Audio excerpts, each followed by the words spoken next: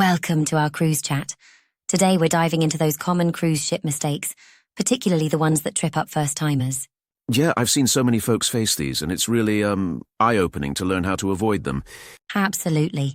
One of the big issues is picking the wrong cruise ship or cruise line. There's so many options out there, and if you choose a ship that doesn't really fit what you're looking for, whether it's a family-friendly vibe or a non-stop party atmosphere, you might not enjoy your entire journey. Absolutely. So how does one figure out which cruise line is the best match? Well, it's like doing research up front is key.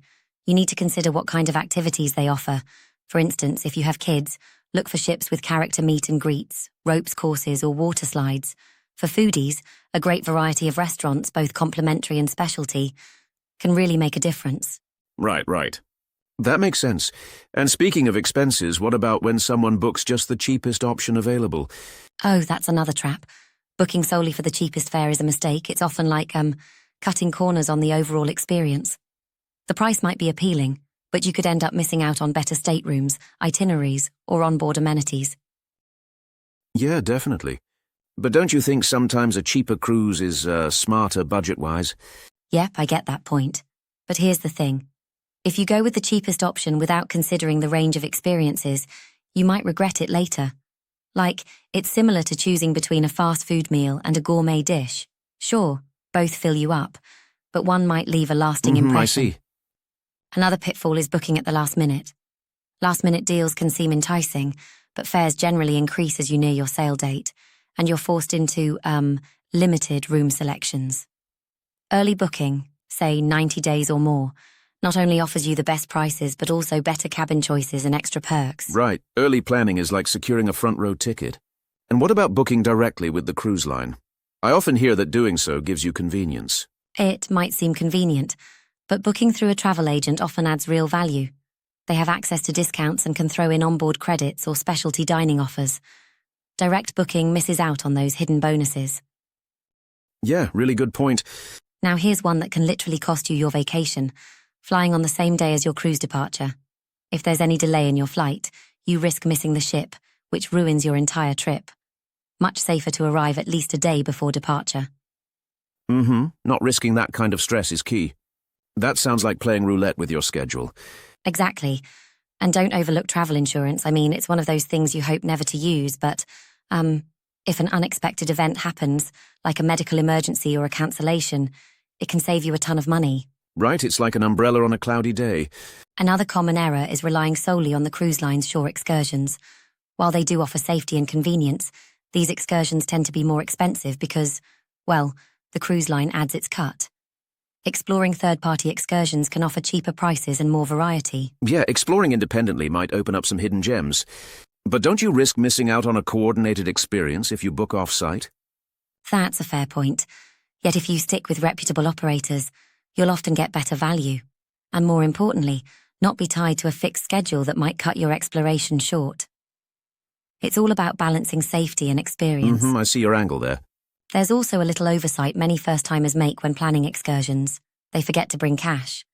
Even if you've prepaid for tours, cash is essential for tips, souvenirs, and unexpected expenses, like a quick taxi ride back if you're stranded far from the ship. Right on. Having cash on hand can really save the day. It's surprising how many people overlook that simple thing. And then there's the cell phone dilemma.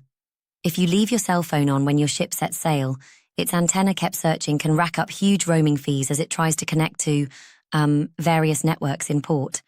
Better to either power it down or use airplane mode. Definitely. Avoiding those outrageous fees should be a priority. It's kind of like unintentionally subscribing to a premium plan you didn't ask for. Right, exactly. And one more, which might seem minor at first, dinner reservations. If you have any time dining rather than a fixed schedule, you really need to book your dinner slots ahead of time to dodge those long lines and wait times at the main dining room. Yes, nothing ruins a perfect evening like waiting an hour for a table.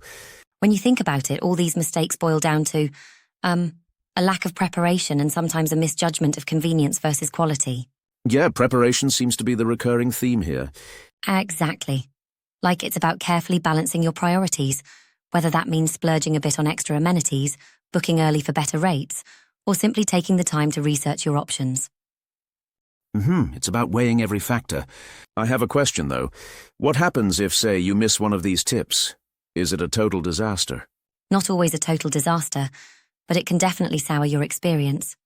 For example, if you miss the tip on arriving early, you might end up scrambling and stressing, which sets a negative tone for the whole vacation.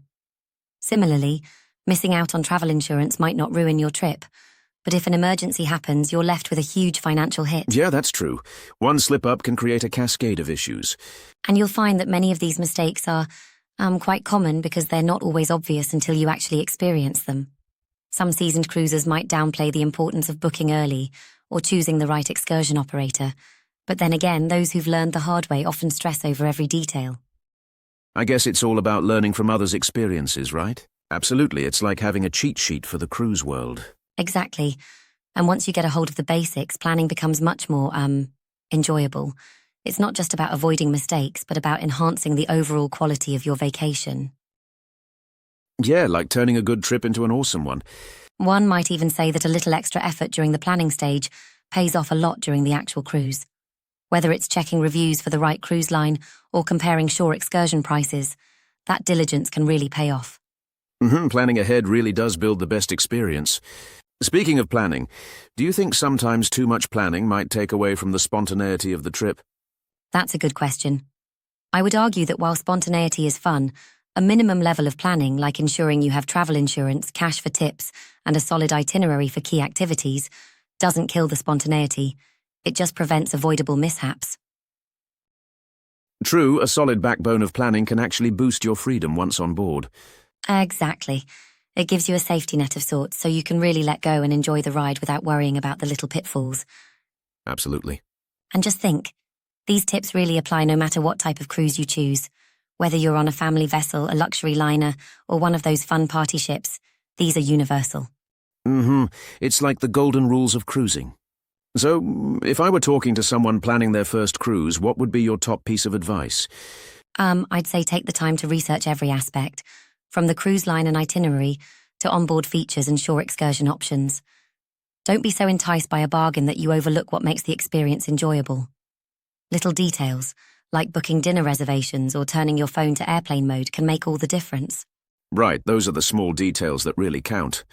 It really sounds like a blend of smart planning and a dash of flexibility is the recipe for a great cruise vacation. Exactly. And when you keep these points in mind, you're well on your way to not just avoiding mistakes, but having an epic cruising experience. Cheers to smooth sailing and memorable adventures out at sea.